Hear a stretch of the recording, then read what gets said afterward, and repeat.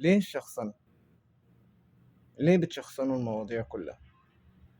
ليه كل واحدة داخلة تتكلم بصفة شخصية عليا مش على نفسها؟ يعني المشكلة مش بس بتتكلم على نفسها، بتتكلم عليا أنا كمان، بتتكلم عليا أنا بصفة شخصية. ليه؟ تعرفي عني إيه عشان تتكلم عني؟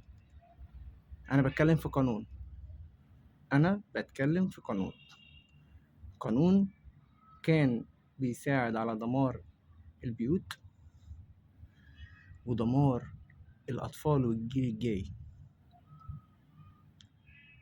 تعديل القانون كان كل الأمل إن هو يحد من اللي بيحصل، يحد من أعداد الطلاق اللي بتحصل لأسباب تافهة جدا.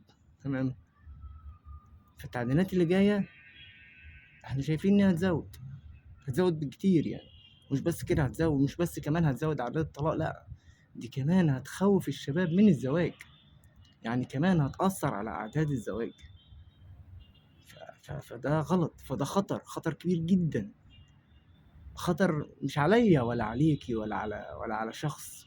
أنا مش بتكلم في شخص، احنا مش بتكلم في شخص، مش بتكلم على موضوع شخصي، احنا بنتكلم على أمة، على دولة، على مستقبل أجيال. احنا عندنا حاليا 15 مليون طفل شقاق، لا يقل عن 90% منهم محرومين من أبوهم ومن أهل أبوهم، عايشين أيتام وأبوهم عايش. ليه؟ لأن في مشكلة ما بين أمهم وأبوهم، والست واخدة الموضوع بصفة شخصية وبتخاف إن هي تفتح الباب بيبقى في علاقة بين الأطفال وأبوهم، علشان الأطفال بعد كده ما اختاروش أبوهم، فبالتالي بتشبه أبوهم للعيال، بتشبه للأطفال إن أبوهم ده شيطان، أبوهم ده فيه العبر، ده رماكوا في الشارع، ولو اتجوز ياه شوفوا راح يتجوز ايه، امال هيعمل ايه يعني؟ ده انه عايش وحيد طول عمره يعني ولا ايه؟ إيه عايزاه يعيش على ذكرى حضرتك؟ ازاي يعني؟ حقه انه يتجوز. لا والستات داخله بقى تهاجم الرجال، ليه الراجل اتجوز؟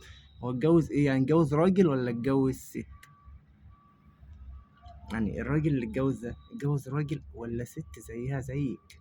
فانت بتهاجم الراجل عشان اتجوز، طب والست اللي اتجوزته؟ لا اصلها ست. لما جينا اتكلمنا في موضوع التمكين، كل التعليقات داخله تتكلم على البنت والولد.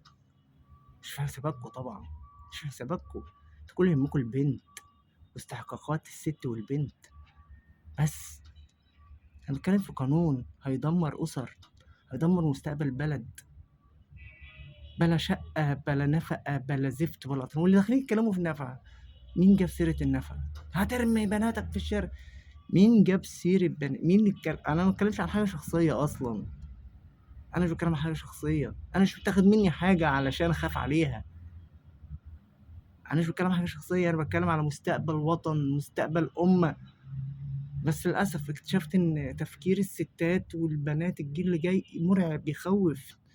هما دول امهات المستقبل؟ يا نهار اسود، بقى هما دول امهات ازاي؟